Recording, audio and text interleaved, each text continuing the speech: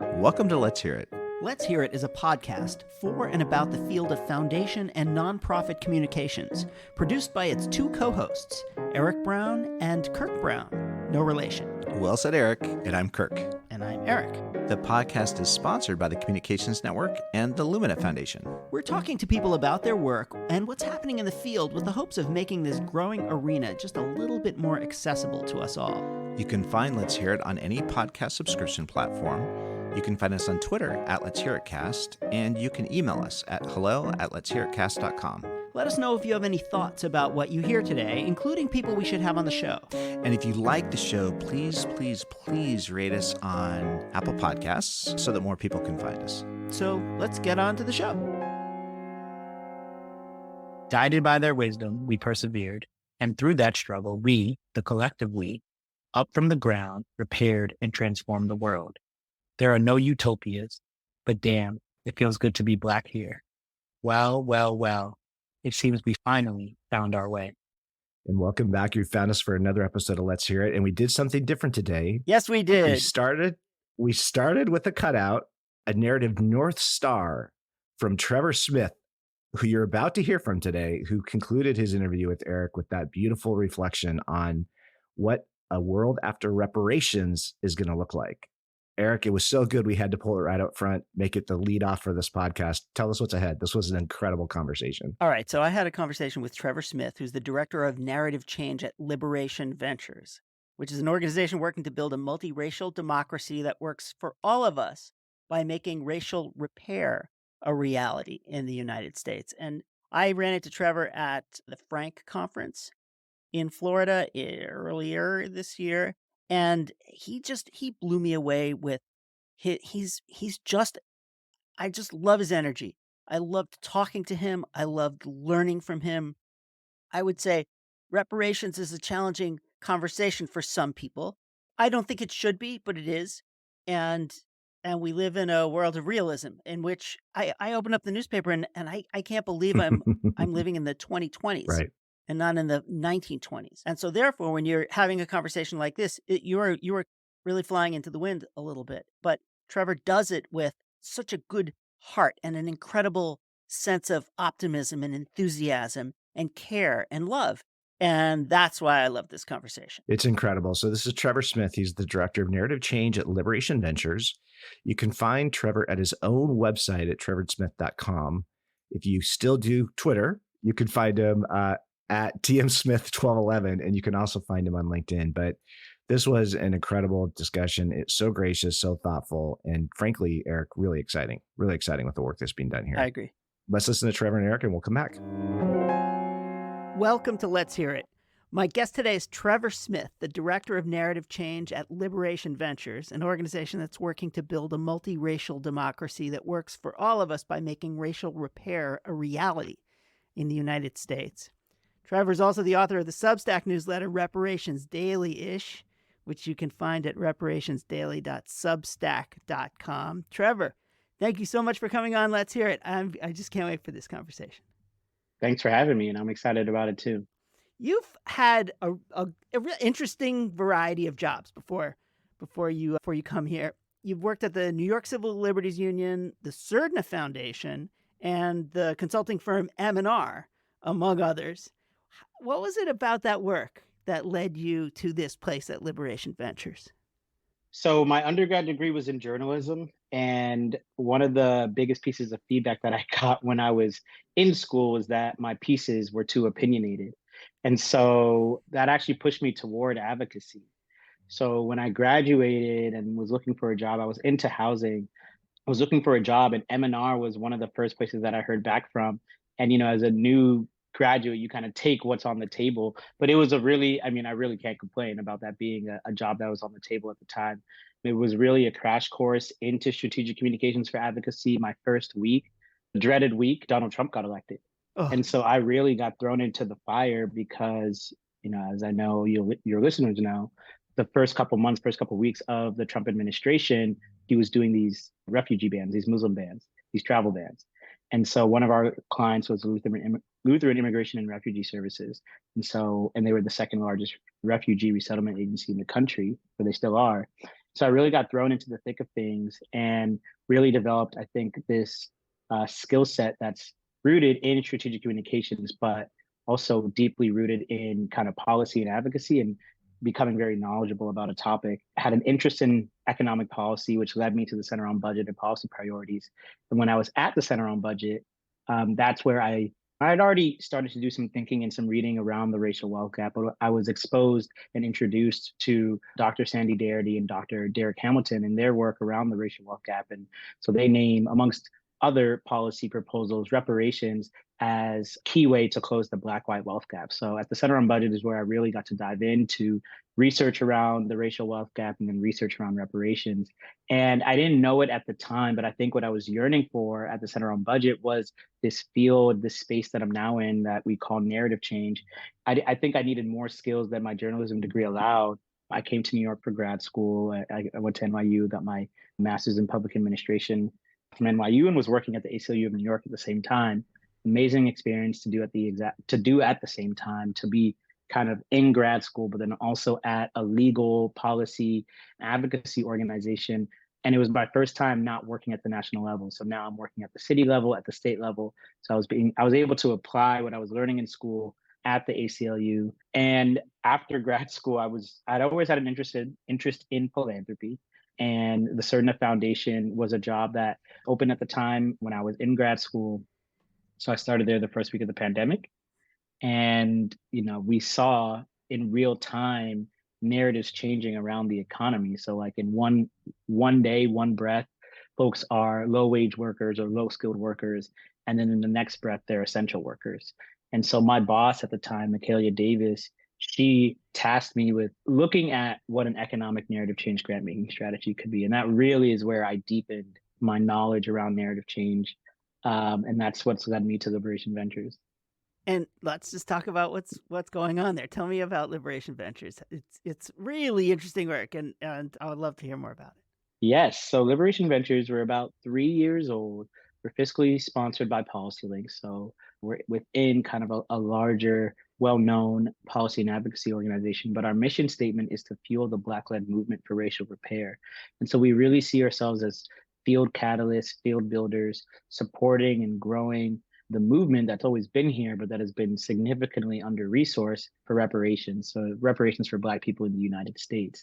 And so our work falls into three buckets: moving resources, moving relationships, and moving narratives, all toward the North Star of federal comprehensive reparations. And when we talk about reparations, we both mean financial and non-financial aspects.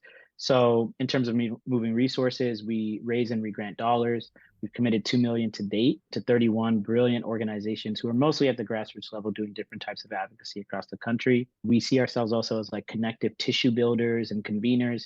And so that is really the relationship part of our work. And so we try to make connections across the movement, across the field, within our grant portfolio, and just really try to form stronger relationships throughout the movement.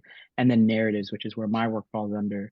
And the goal that I proposed on the narrative side as a field builder should be to facilitate the growth of narrative power throughout the reparations movement. And we define narrative power as the ability to tell stories that shift mental models, cultural mindsets, and ultimately culture. So we're really oriented around, the narrative work is really oriented around building narrative power.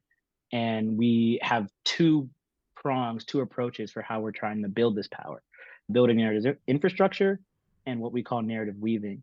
And so we started on the infrastructure side. And so last August, we launched our first narrative program called the Reparations Narrative Lab. We're about 9 months into it. We're almost at the end of phase one, but we have been convening 13 organizations across the racial justice and reparations movement to do sense making, to ask ourselves, what are the narratives that we're up against as a movement? What do we want to see out in the world?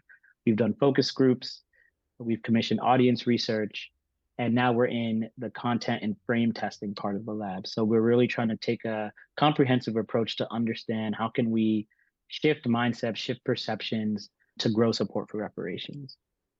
Well, it's funny because everyone wants to be shopping on the narrative aisle. Like, give me some of that narrative. We talk about it all the time on the show.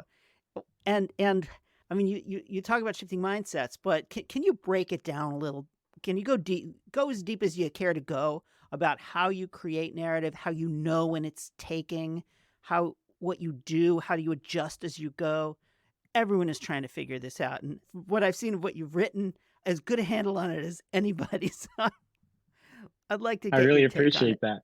I really appreciate that. And it is hard for sure. And I think what I've seen is that there is no one size fit all, especially when you look at how narratives have shifted around certain other topics like smoking or around marriage equality. But I think what I've learned and what I often talk about, and what I often get reminded about from some of my mentors, some of my elders, is the importance of movements. And so I often return to this definition by Manuel Pastor and Rhonda Ortiz around movements, which they define as sustained groupings that develop a frame or narrative based on shared values, that maintain a link with the real and broad base in the community, and that build for a long-term transformation and power. And so I really think that narratives are shifted most successfully when there are strong, resilient movements. And so what I feel really blessed about is to be situated within the reparations movement, which is already this broad, transformative, large topic, and thinking about all of the different stories that we can collect, and then all of the different organizations that we can convene to build narrative power around. And so where we started was a glossary. We kind of scanned the field and saw how folks were thinking about these concepts. And so again, narrative power is what we're oriented around. And so we really thought, okay, so how do we build power? If narrative power is the ability to tell stories that shift mental models and cultural mindsets, how do we do this? And so our thesis is that if we can build narrative infrastructure, and by infrastructure, I think the best definition that I've seen comes from the Othering and Belonging Institute on this, but it's very long. So we've condensed it into this definition, which we define narrative infrastructure as the network of relationships and organizational systems needed to create dominant narratives. So thinking about infrastructure as the bridges and the streets that connect narratives and bring them together. So our first attempt is through this lab. So we brought a pretty diverse group of folks together, folks at the national level like Color of Change, Human Rights Watch, folks at the local level like the Grassroots Reparations Project, New Jersey Institute for Social Justice, and artists and writers and strategists. We brought them together to really start to try to make a cohesive framework, or what we're now calling a schema, and what we're calling the narrative house, which we hope can be a tool for future content creation, future organizing, and future strategy. So that's how we're starting off. And we hope that this narrative house is something that can actually be used over and over again. So anywhere from like an organizer, like literally printing it out and taking it with them to an organizing meeting, to a writer's room, which we held last week. We did like a mini writer's room where we had content creators come into the lab. They looked at the narrative house and they explored the different areas of how they could tell a story about reparations that aligned with their platform and what their audience might want to know. So we hope that the framework can be used in different ways. And I think that essentially how we build narrative power is through organizing and through alignment. But how we build alignment is that's the toughest question. How do we build alignment? How do we build collaboration? It's the question at the core, I think, of narrative. You mentioned marriage equality, and I think you meant and smoking, I think, if I'm not Yeah. mistaken. Those were successful efforts to change narratives and then people's behavior, I think, as a result of those narratives. Are there other movements that you are using as your models, the things that help guide you as you've been doing this work? Yeah. I mean, so it's funny because I often get asked to do maybe like narrative 101s. And I think folks most often want to hear what I've learned from marriage equality and like how I'm applying that to reparations. But I think, there's obviously things that I have learned, but I think there's closer, the civil rights movement. I think there's a lot to learn from there. But then more broadly than that, just the Black radical tradition. And I think that there is an academic and philosophic understanding of narrative and theory around narrative. And so, I admit that, and I am one to read a lot. So I have read a lot of the academic thinking, but I think at the core of it, I think Black people in the United States arguably have known the power of narrative, the power of story, the power of words since Black people were brought here, from teaching themselves how to read and write at the risk of death because they knew the power in knowledge and the power in words and the power in knowing those things to be able to speak to each other, to build community, to build relationships, to build power. So what we've done, one of our third session in the Reparations Narrative Lab was just the title of it was, what are the stories of our movement? Just looking backwards and asking ourselves, well, what are the stories along the way on the Black radical tradition? And so we pieced together a timeline of different eras since 1619 and discuss what was happening politically, culturally, economically at this time where the Black liberation movement was thrusted forward. And can we harness that, or can we recreate that in this moment that we're in right now? So, we looked at the 80s and saw the progress that was made in the 80s and everything that was going around at that time. And, there's one year that pop culturally was just a breakout year for Black folks, 1989, where Michael Jackson had the #1 hit, Prince had the #2 hit, Jesse Jackson is like running for president, and is just bursting onto the scene. And so we looked at that era, and then we looked at now, and then we tried to push ourselves to think about, well, what is this moment now calling for? Where are we right now, and where can we be thrusted forward? So I think there's often this urge to look at things like marriage equality or look at things like smoking, but on something like reparations, which is so racially focused, so racially heavy, I think, the best thing would be to look at things internally. And then obviously we look at South Africa, we look at Germany and Holocaust reparations as well. And those also provide very, very good approaches and roadmaps and thinking for us. So it's really exciting to be pulling from like the breadth of the narrative change field, the breadth of the reparations field, and trying to kind of bring it into one. Well, after the break, we're going to talk a lot more about reparations. We'll come back with Trevor Smith in just a moment. You're listening to Let's Hear It, a podcast about foundation and nonprofit communications hosted by Kirk Brown and Eric Brown. Let's Hear It is sponsored by the Communications Network, which connects, gathers, and informs the field of leaders working in communications for good. Because foundations and nonprofits that communicate well are stronger, smarter, and vastly more effective. You can find Let's Hear It online at letshearitcast.com or on Twitter at Let's Hear It Cast. Thanks for listening, and now back to the show. And we're back with Trevor Smith, the Director of Narrative Change at Liberation Ventures, and we're going to talk about reparations. For one thing, I have to really recommend to folks who are interested in this issue, who are interested in understanding how narrative drives movements, to subscribe to Trevor's Substack newsletter, Reparations Daily-ish.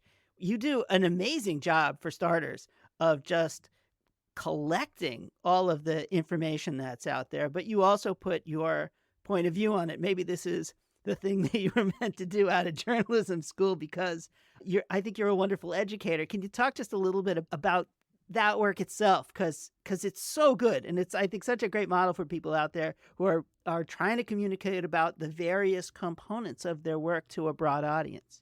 Yeah.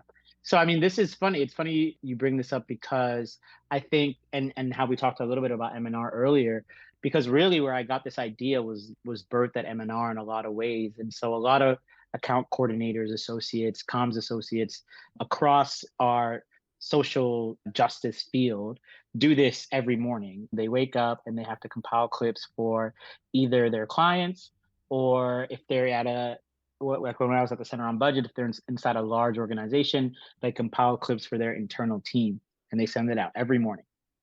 And so one day, 2 years ago, I was reading reparations news almost every morning when I was at CERDNA, and I just said, it'd be really cool if someone just compiled these and just sent them out for folks who are in the movement or folks who are interested to get these daily clips every day for free. So that's really how the idea was born.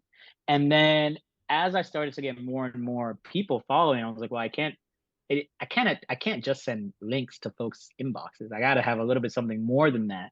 Let me give some of my opinions, some of my thoughts about some of these articles or about what's going on just more broadly. And so now it's developed into that. So where now every time I try to put out editions, so it's definitely now daily-ish. When I first started, I knew I wouldn't be able to do it daily. But now that I'm kind of adding my own thoughts about it, I'm taking a little bit more time in thinking deeply about what I write. And that is run up a little bit with how frequent I can put out the clips. And so what I'm hoping to do next year is almost divide the two and let folks self-select. So you'll be able to self-select if you want these just like ongoing articles on a daily or weekly basis. And then you'll also be able to self-select if you want my opinions on reparations or my opinions on race. Well, I have to say that for folks who are listening out there, Trevor's newsletter is like an object lesson in how to add context to the news and what's going on, because he just does a great job of synthesizing. So you do a great job of synthesizing, and I really appreciate that. I've learned a lot from you. So let's get into the conversation around building a new narrative. I guess you could call it a new narrative around reparations. A, maybe it's my own perceptions, but I'm seeing more stories in the paper. I live in San Francisco, where there is a really robust and interesting conversation around reparations. I mean, here's the stupid question: is this taking hold finally after all this time? And can you talk about why you, if it is, why you think that's happening? It is taking hold after all this time. And I think it's really, I try to be very enthusiastic in my answer there, because I think it's really important for folks to know that this is really, really being grappled with. Like, this isn't just an activity that folks are moving through. You know, there are obviously dollars moving into organizations that we have a clear kind of through line to see. But then what it's also been beautiful to see is just the ways in which folks are really grappling with this issue in a really deeply research, deeply academic. I think that there's this thought that there isn't an intellectualism to the reparations conversation, but from what I've seen, everyone from the academy to the grassroots approaches this topic in a really intellectual way. And yes, so there's that evidence, and then there's also, just like you said, read through my newsletter, you'll just see from over the past 2 years, I've probably compiled close to 1,000, if not over 1,000 articles on this topic from across the globe. I started to do it just in the United States, and now I've expanded it to be globally. So this is really a global conversation. So some of the major things that are going on are, yes, in California, there's a California Reparations Task Force that has been doing work over the past 2 years. And this summer, they'll actually release recommendations on how they think the state should move forward. And it's groundbreaking. It's the first state to ever do it. New Jersey, I'm in New York, so our neighbors in New Jersey, they were the first state to propose a bill.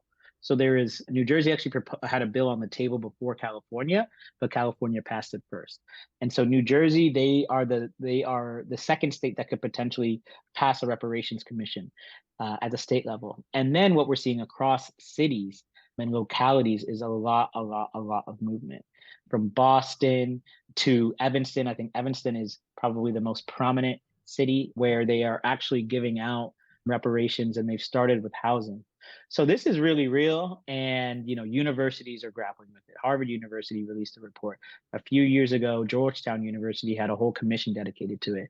And we've seen institutions apologize for slavery. News institutions apologize for their role in slavery. And so I think what we're seeing as the dust has settled since 2020, the murder of George Floyd, the racial uprisings, the word reckoning was thrown around a lot in 2020. And, I disagreed with it. I don't think we've ever had a national reckoning. But I think what we're seeing in the reparations conversation is pushing us the closest we've ever been, probably since emancipation. That might be a stretch, but the closest we've ever been in the past 50 years for sure on a real racial reckoning. Well, one of the things that you've been quite clear about is that this is about repair. Repair is the root word for reparations, and that this is about trying to bring together communities, not trying to divvy up sides or to pick winners and losers. Obviously, we're redressing the various things that have occurred throughout our history. And I was reading a hyperlocal news story in the San Francisco Public Press, hyperlocal outlet here, about what happened in the Western Addition, the Fillmore district of San Francisco, that was raised for so-called urban renewal. and the effect that that's had on people. And that is at the core of the conversation in San Francisco. And as in Evanston, there are similar dynamics at play, which is what has happened to people's lives and how do we help repair that? The things that we were responsible for, we as a community or as a culture or as a city or whatever. And then what do we do about that? And we all have to take a part, I believe, in trying to restore and repair the harm that that was inflicted. It's not like I want to talk about it in the passive. I was talking about it in the passive voice, the harm that people did. Yeah. To Black people and other people of color that needs to be repaired. Right. I'm really glad. Yes, I'm glad that we're here right now, because I think what we've been doing in the lab, what we've seen is that we need a transformative narrative on reparations. Right now, I know a lot of folks see reparations strictly through the financial lens. They kind of see it as a period instead of a comma. They don't think about it as a process. And so what we're really trying to do is expand the thinking about reparations and to see it more as a process. So I want to talk a little bit about some of what we're calling narrative areas of opportunity that kind of sit within our narrative schema. And we define narrative areas of opportunity as strategic areas for a narrative to break through and catalyze a movement. And we can think about these as like storytelling areas. I'll name a couple that I think really speak to where we are in the conversation and where I think we should be going, to your point. So the first one, which is kind of just like the underlying theme, the overarching theme in all of our conversations in the lab, is what we're calling world destroying, world making. And we're thinking about that as a framing that offers reparations as a transformative process that not only creates a pro-Black world, but also tears down all oppressive Black systems.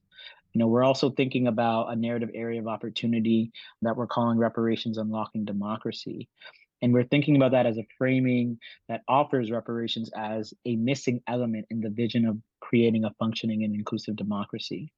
And the last two I'll mention, I think, really speak to, I think, some of the main questions that we often get around reparations. So one, we're calling radical solidarity, and we're offering that as a framing that connects the dots on the interconnected nature of the project of Black liberation and other communities and other transformative social movements. So, for example, our December session, we had someone from the Indigenous-led Land Back movement come and someone from the Japanese American Redress movement come in and have a conversation about, what are the stories that sit at the intersection of our movement? And I think particularly for Indigenous communities, the conversation around land comes up a lot, right? So if there's an Indigenous call for land back, and then there's also a Black-led call for land reparations, both of which I think have merit. How do we grapple with that?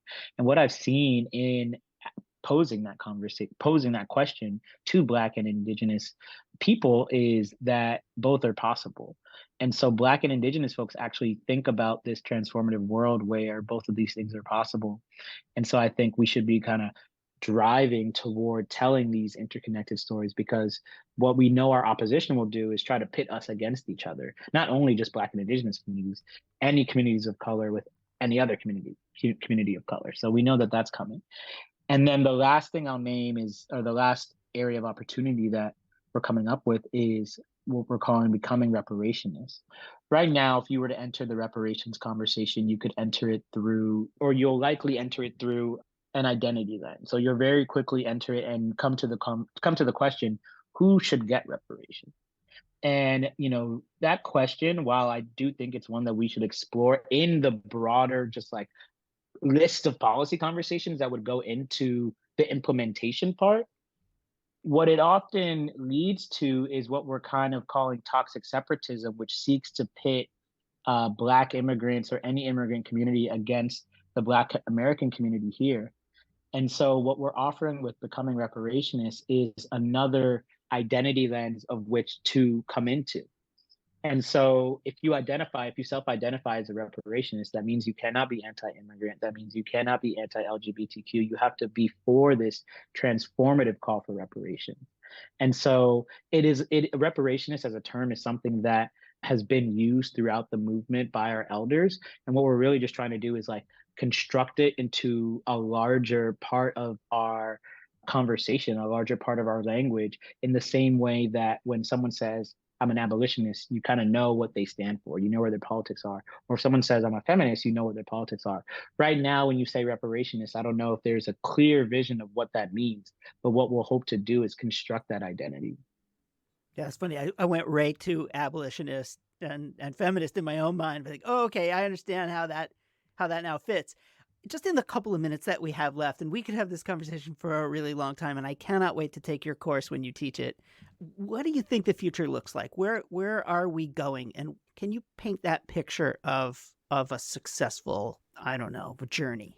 Yes. So we have a narrative North Star that is part of our narrative house, and we define our North Star as an articulation of the vision of the world after a reparations process. So I have a draft of it. I'd love to read it. It might change slightly, but it'll get to the point. Go for it. Cool. It's true. In this new world, Black lives not only matter, they are also embraced, welcomed, cherished, celebrated, and deeply loved. It's peaceful here. Black people can inhale deeply and exhale freely. When we wake in the morning, money is not on our mind. Surprise, stranger things have happened. No one just has one home because we formed homes in our relationships within each other. There's a selflessness in the air. Gifting is the standard, selling is the oddity. For some reason, everything tastes sweeter. Black dance, song, and art are cherished and admired. In a way, it feels like we pushed a rest and reset button. Black minds, hearts, and souls have been restored. We finally figured out how to equitably distribute the abundance of resources we've always had. We didn't just tell the truth, we chose to hold it close forever. Land has been returned. Leaves and trees still fall, but no one claims them as their own. Caring is neither womanly or manly. We've abandoned that concept. We care for all at all times. Anti-Blackness does not exist here. Truly, imagine that. We've concluded it's much easier to love than to hate. Yes, we are rich with Black joy here. Stranger things have happened. Of course, there was struggle, tension, and conflict along the way. Our elders and ancestors told us as much. Guided by their wisdom, we persevered. And through that struggle, we, the collective we, up from the ground, repaired and transformed the world. There are no utopias, but damn, it feels good to be Black here. Well, well, well, it seems we finally found our way. Wow. Well, I can't think of a better way to end that our conversation. I really appreciate your work, and thank you so much for sharing it with us. Trevor Smith, thank you. Thank you. And we're back. So you've done it again, Eric. You brought another former recovering journalist onto our podcast and had them tell us about all the great work that they do. And I have to say, I have a special place in my heart for these former journalists and the rigor they bring to the work, because that, for all the things you discussed, for me, one of the big top lines was just how thoughtful and how thoroughly Trevor is thinking about this work. And I felt that journalist training through all of it. You're not a recovering former journalist type. I'm not. I'm just a fan from afar. So I think we need to rename our podcast along the lines of his newsletter, because he does Reparations Daily-ish is what he's writing. I think we should do Let's Hear It Quarterly-ish or something like that. No. We did take June off, as, by the way, did the New York Mets, apparently. We're back here in July. Oh, and before we get into this, I hope this is okay for me to throw this in, but our tuneful composer of our theme music, John Ellie, he has an album out. And it's a really, really wonderful album. It's called Past Imperfect. And our theme song is the first cut on the album, a studio produced version of Let's Hear It. And it is like doom, doom, doom, doom, doom, doom, doom. And then he scats.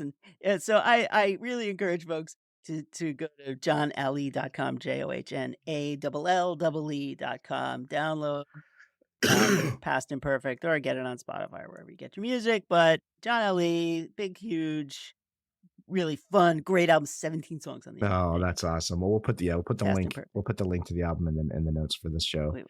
Sorry to interrupt a really important conversation. No, that's great. For a cheap plug for my pal John. So I like Trevor's group, Liberation Ventures, this notion of fueling a Black-led movement for racial repair, focusing on federal legislation and the reparative frameworks that have both financial and non-financial components. And that was another theme for me in this conversation, was how thoughtfully Trevor and that group are connecting narrative change work with real policy outcomes. And that starts getting expressed back to us in all the stories, all the work we're seeing done with the reparations work. And I feel like this is one of those organizations that's really pushing the vanguard of what this looks like, this notion of how we direct narrative change into some real concrete policy action and policy transformation that according to the conversation you both had, is happening all over the place. I mean, different states, different cities. It's really impressive. The root of reparations is repair.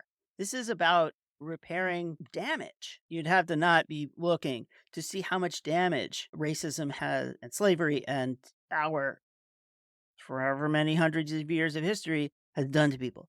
And repairing that damage is important. And how can you have a whole society if you have systematically damaged people? So I think that that understanding about repair is really important. People get very, very sidetracked about what repair looks like or how you do it or that kind of thing. But this notion that we must repair, I think, is front and center, and that's really the most important thing. And you say, oh, there are indeed a wide variety of activities going on right now. These are legislatures that are looking into this. These are various elected officials who are working on this issue. And the city of San Francisco, I think famously right now, has just released a almost 400-page report that dedicates, chapters to how mass incarceration or discriminatory housing policies and unequal access to education have made it difficult or even impossible for Black San Franciscans to lead the lives that their neighbors lead. And what are you going to do about that? If the answer is you throw up your hands like, oh, sorry, sucks to be you, they're like, that's unacceptable. And so the city of San Francisco is looking at how do we repair? And it will be important to take this in really and to figure how to put as many of these recommendations in place as possible. And some of them will cost money, and that's fair, and it should happen. So this is not pie in the sky stuff. This is real stuff that real folks are spending a lot of time thinking about and trying to be fair and to be honest about what has happened and what are we going to do about it. And this repair is immediate. It needs to be done now. These issues are current. They're part of our lives each day. They're highly difficult to work through in this complicated landscape we're in. And you see the rigor that's being brought to that task by Liberation Ventures and Trevor's colleagues to leverage what in another world we'd say communications, but to leverage communications to actually advance and move this forward. So in February, Trevor did an interview with Lauren Paul, and Lauren wrote it up very beautifully on her Medium channel. But this great little nugget: narratives move people and people move policy. And this narrative change work that's being done. And then so this work that Liberation Ventures is doing to define what narrative is, I love this work. It's a collection of stories we tell each other, rooted in shared values and common themes that uphold a particular frame or worldview. So narrative power is the ability to tell stories that shift the mental models and cultural mindsets that define our cultural norms. And so we're getting into this very applied sensibility for what this work is and how powerful it can be. And to see a city like San Francisco take that up then and turn it into this, multi-hundred page thorough analysis on a particular topic, and to see that springing as sort of the welling up of this kind of thoughtfulness and this kind of work. I love these illustrations of sort of the first thought of how we collect our thinking around narrative and how that advances to the real applied outcomes that you see in the space. It's really impressive work.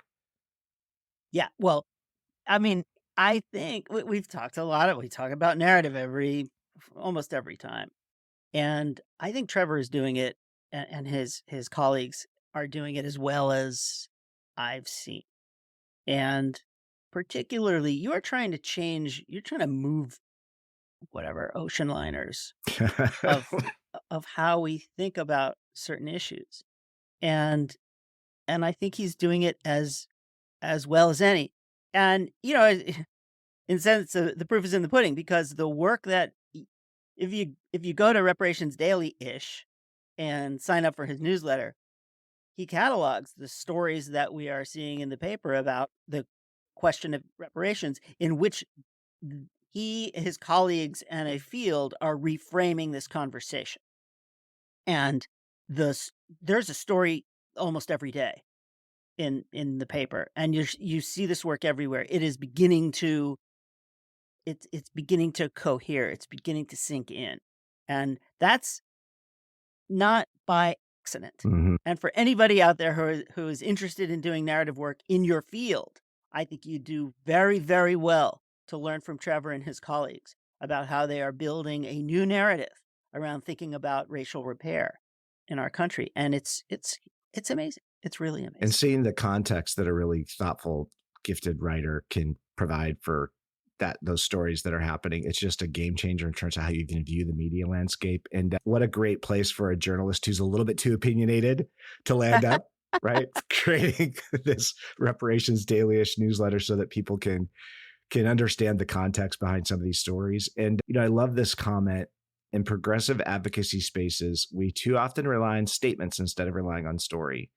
Data doesn't move people, stories do. So, again, the work Trevor is doing, he's breaking down the aspects of how you do this work in an applied way. And so he talks about, well, these are the elements of typical advocacy campaigns. You'll have an air game, that's your strategic communications. You'll have an inside game, that's your public policy and advocacy work. You'll have the ground game, that's building all that grassroots support. We're introducing the heart game. And man, I love it. It's great. So the cultural and narrative strategies and stories have a character, they evoke emotions, they tell about events with happy and unhappy endings. And then I love this sensibility. We think of narrative as the average of the stories, like it's the sum. And again, this breaking this down, taking this concept, this highfalutin narrative concepts, and saying, no, actually, this is really what it is. This is what it means. And then seeing how it flows through into the work and how it actually changes policy outcomes. It's almost like there's something to this communication stuff, isn't there? It's almost like there's something behind this. I've said it a million times. No kid climbs up onto their parent's lap and says, "Mommy, Daddy, tell me some statistics." Yeah, storytelling is the thing that we kept us from being eaten by the saber-toothed tiger. And it's funny. I just saw Jacob Harold, who we had on not too long ago, and talking about his book, The Toolbox, at the Commonwealth Club here in San Francisco. And he talks about his 9 tools. And the first one is storytelling. Now, I don't know if he made storytelling first for a reason or not, but it is. And I kind of get that, because if you're going to then start to use your data, or you're going to start to use mathematical modeling or game theory or any of the other things that he does in that book, you have to land it in something. You have to ground it in something, and you have to ground it in a sense of understandings and values. And I think that's what storytelling does for us. And I think that Trevor uses it as well as any I've seen. But I also think that we are trying to change the shape of our brains. And Trabian Shorters we talked to him about that. Is as you tell these stories and as you create these narratives, you are changing the shapes of people's brains. And therefore they're able to take in information in different ways. They see it in a different way in their mind as they hear it. They don't reflect or respond in the ways that they might have in the past, and they are now open to different things. That's very scientific stuff, and is way above I'm like a words guy. I don't understand it, but I get it. Intrinsically, I understand what the effect is. And when we used to have Andy Goodman come in to whatever foundation I was consulting for or working at, and have him lead his storytelling session. And what he has implored every organization to do is to start every single meeting with a story. And I've seen organizations that do that. And you have like the accountant who's in a meeting. He starts with a story. I'm like, oh my God, this organization now understands storytelling. And I'm not saying that it's the only thing you do, but it is in a very important way to begin to shape the environment in which you're working. Yeah, story can be the energy that animates everything that you do. Trevor talks about the Reparations Narrative Lab, and he talks about the infrastructure that they're working to create around this narrative change project. And I would love to hear your reflections on this part of it, because he kind of just quickly went through it, this notion of movement. And it's, to shift narrative, you need a movement. And, with the Reparations Narrative Lab, they're convening 13 experts, 13 organizations to kind of do this very careful work to understand what's the current landscape in terms of the public opinion, focus group research, and then how you turn that into actionable frames, which, by the way, he mentioned testing those frames. And I feel like that's a key element that too often gets lost as we do the front end work, develop all this data, and then we never do the market test piece to see, okay, now what do we make of the data? Are we actually interpreting it correctly? But the process of building movements and actually assembling relationships with a diverse set of organizations, which, for Liberation Ventures, it sounds like they're being very intentional about collecting what we would call maybe unlikely allies or not the usual suspects that you would consider, to be part of these conversations typically. But that work of just explicitly building movement and doing the work to invite people in and have a broader set of folks be part of this discussion, I feel like that's way more difficult than Trevor made it sound, because he's just presenting it as something they're just doing. And it's one of those things where I'm like, yeah, we're all seeing this beautiful meal you've assembled, but you're actually doing some very high level work to even make something like that a viable concept. I agree. And again, this is another one of those things that if you're working on narrative, if you're doing narrative work and you're a funder, for example, you need to fund the infrastructure to do it. You have to fund the research, you have to fund the testing, you have to fund the training, and then you have to fund the training, and then you have to fund the training. And then when you're done with that, the training, because you do a training and then it goes away, it goes out of your brain. You have to continue to use it. And so by putting together a network of experts and practitioners and researchers and everybody else to continually ask and answer questions about, is this working? Is this, how do I know? And how do I use it? That's time and that's effort. It takes work. But I also think that without that, you're just tossing stuff up into the air and hoping for the best. And that's not a very good strategy. So there are just object lessons up and down the work here about how do you create a narrative, how do you build it, how do you strengthen it, how do you train for it, how do you implement it, and lather, rinse, and repeat. Well, and clearly, Liberation Ventures is receiving support, financial support to do this work, which is such an important part of this, right? That they've got allies, they've got supporters in philanthropy, I would imagine, in other places who have been able to be brought along in this conversation to understand how important this bedrock work really is. And I'm sure you've seen it. I've seen it over the course of my career. Finding support for this part of the work can often be the most difficult part of the process. Like once, Trevor was referring to the 1,000 articles that have been written on reparations globally over the last couple of years. And, right. And once you start seeing this stuff in the news cycle, well, now it's maybe a little bit different because people are running into it so they can say, oh, you're bringing me something really real and tangible here. But this deep inside baseball, behind the scenes work to understand what we're doing, assemble the networks that it takes to move things forward is so important. And you see Trevor's rigor and his grace and his capacity to just draw on so many other resources in his own, to shape his own thinking. So he mentions the Other and Belonging Institute, talking about infrastructure as a network of organizations and systems needed to create dominant narratives, right? And so Trevor's drawing in all of this thinking. And then, I have to say, I believe this is the first time we've heard the phrase narrative house on our podcast.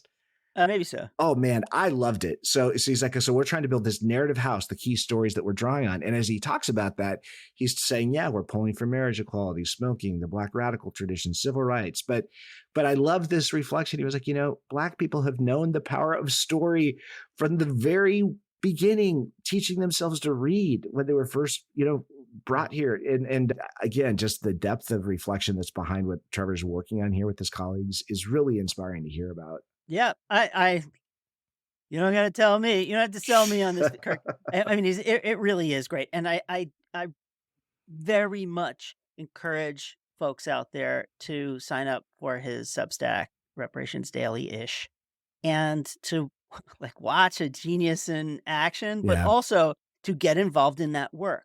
I think that his work is some of the essential work in our culture. We are riven. We absolutely need to heal. We must repair. And the only way to do it is by taking on some of these extremely, I would say, kind of essential moments of our culture and society head on.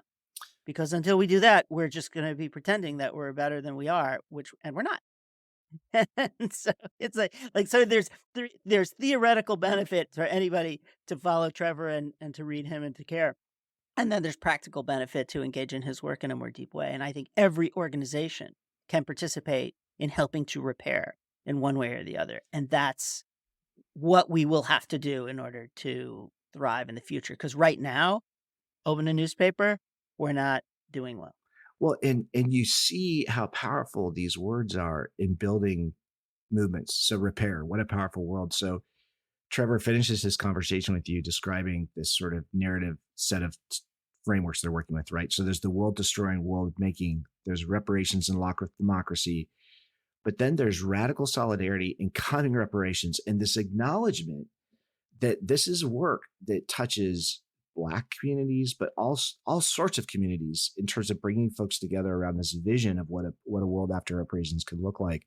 So I love that part of it too, how this work is drawing Liberation Ventures and others that are really behind it into alignment, into conversations with folks that identify maybe differently with, different segments of our society, but that can come together around this notion of coming reparations and how this, I love this phrase, toxic separatism, that we don't have to Right. we don't have to be in this world of toxic separatism that puts, say, immigrants against the Black community here or anything like that. We can actually create solidarity across all of these identities, across all these movements. And that just, again, just feels like such a thoughtful and important reflection about the work that they're doing. Totally agree. So Trevor concludes with his narrative North Star. Again, I think this might be the first time we've heard the phrase narrative North Star, but man, Maybe not. maybe not, But maybe not. Who can remember? Who can remember? That's right. But that was beautiful. And he confessed, it's like, this might be changing, but I don't know. If that's version 2 or 3.0, it's a pretty good version, I thought, in terms of what we heard from him. I totally agree. So that was good. It was great. I love Trevor. I love talking about this work. That was really, really fun. And I hope people get a lot out of it because his work is so important, so valuable. So find Trevor Smith at trevorsmith.com. He's the director of narrative change at Liberation Ventures. Please subscribe to his newsletter, Reparations Daily-ish, and follow and read all of his work. It's just awesome. And Trevor, thank you, and congratulations for all you've accomplished so far with your work. It's really awesome to see how it's evolving. Eric, well done. That was awesome. That was fun. See you next time. Okay, everybody, that's it for this episode.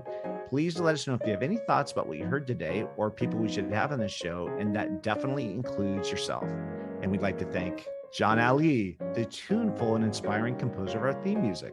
Our sponsors, the Communications Network and the Lumina Foundation. And please check out Lumina's terrific podcast, Today's Students, Tomorrow's Talent, and you can find that at luminafoundation.org. We certainly thank today's guest and, of course, all of you. And most importantly, thank you, Mr. Brown. Oh, no. Thank you, Mr. Brown. Okay, everybody, till next time. Let's hear it.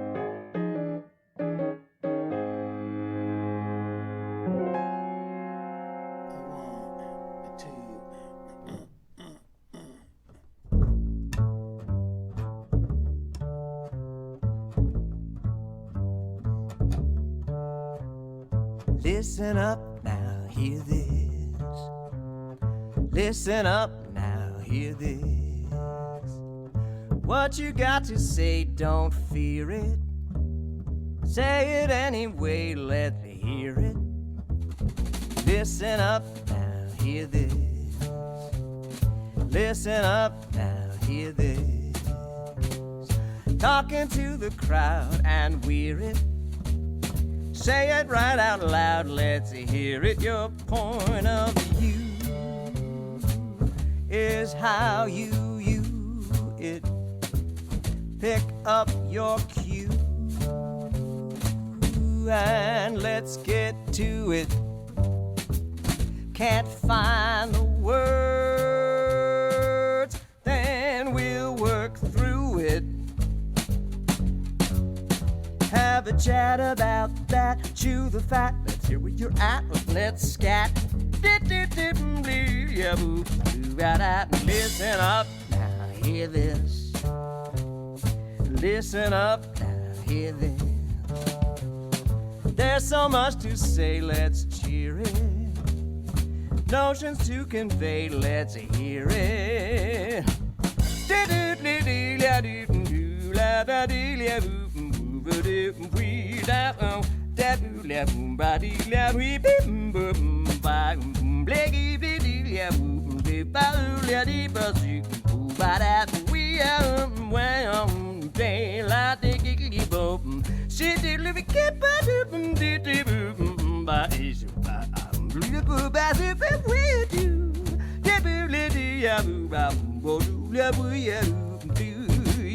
Your point of view is how you it. Pick up your cue and let's get to it. I can't find the words, then we'll work through it. Yes, we will have a chat about that. Chew the fat, let's see where you're at. Let's scatter, listen up, now hear this. Listen up, now hear this. There's so much to say, let's cheer it. Notions to convey, let's hear it. Got some gossip to relay, let's hear it.